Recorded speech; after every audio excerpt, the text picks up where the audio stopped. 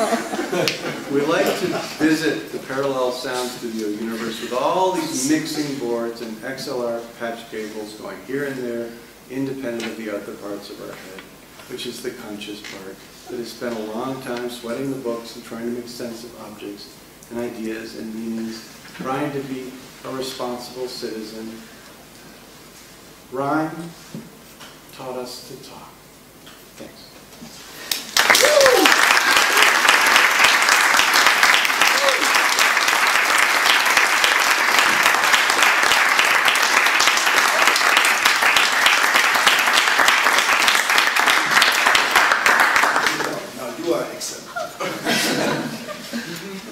Yes, when he suggested to bring you back, I said, yes, bring you back. Because I remember something you told us, how much humor you had. And even in the most less humorous stuff, like your newspaper stuff, there was still so much fun in there. Do you know the poet Jacques Roubaud, the French? No. He was 2 years ago here, and he was, all his language was like rhyme, but without rhymes. It was very just yeah, somebody else explained it better. Virginia, what did he do? And it was amazing. It was not possible without his voice. Yeah. You know, it was a very, as example, Jacques Roubaud, you find him also on our website.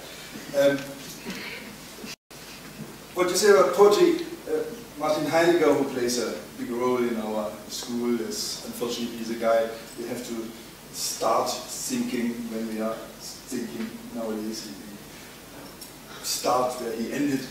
He said, every philosopher has only one thought. So I'm glad to hear now that the poets at least have 2 or 3 poems. And actually it is true usually. Gottlieb Benn, one of our German poets, our great ones, that's the same thing. You know, I've written, he said 3 poems in my life. And the point is that it is really a challenge for your guy, and I understand why he has this writer's block, because he is now responsible to find actually these 2. But is that possible? Are there really 2 for everyone? No, it's only 2 for him.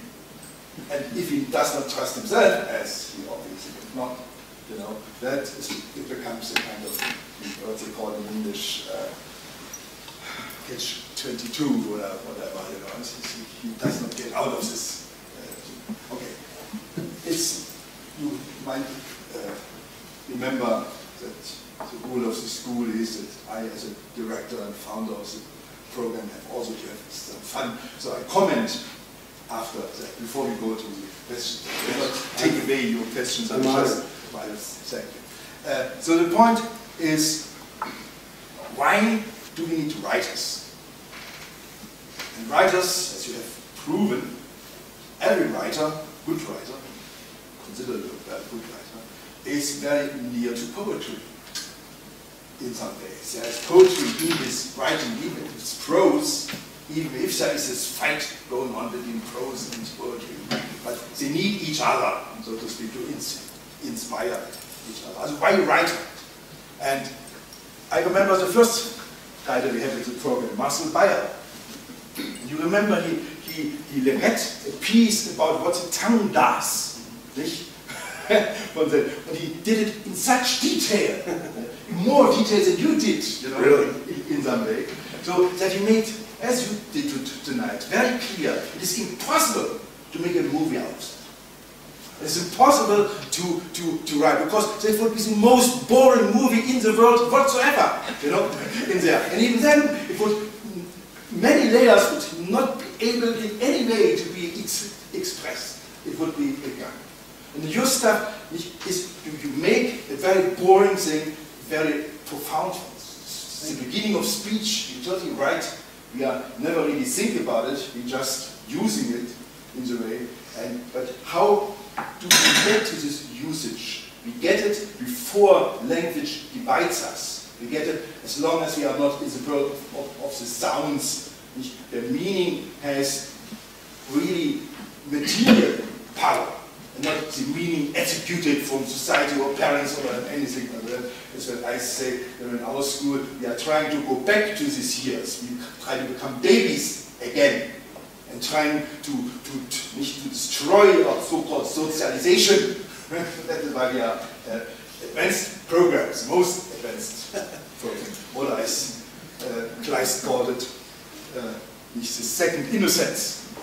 That is the one we are going through. So all our knowledge, we just, at the end, we just want to babble.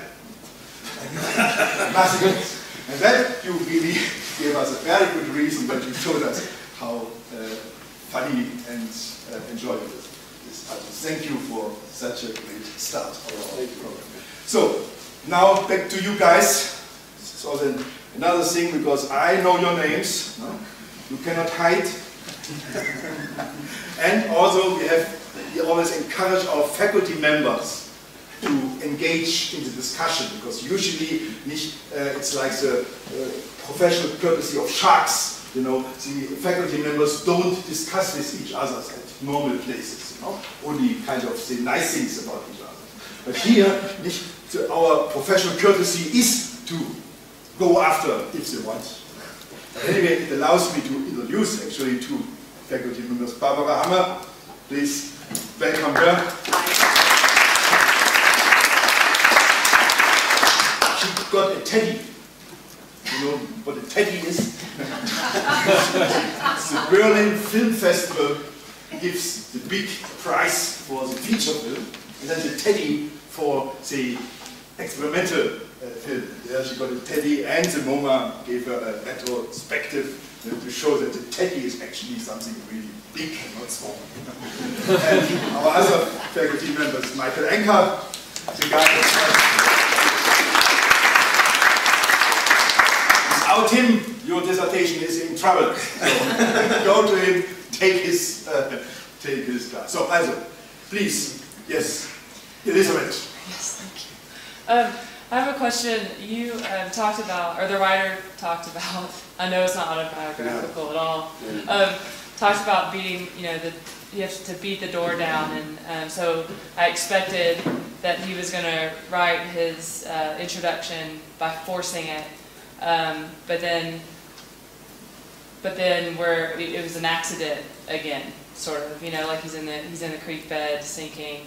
He's got no Meals on Wheels, and after all of that, all the talk about I'm going to beat this out of myself, it just came to him. So you know, I'm inspired by both of those things, but I was getting ready to beat this paper that Wolfgang has assigned out of myself, and then I was like, oh no, you just got to wait for it. So what, I mean, talk about the. Well, I haven't figured it out. I mean, I think it's a wonderful combination of guilt and pressure and misery and all those deadline feelings that you don't want to have, but that actually are helpful. And then also the sudden moment where things open up and you actually do find that you want to say something.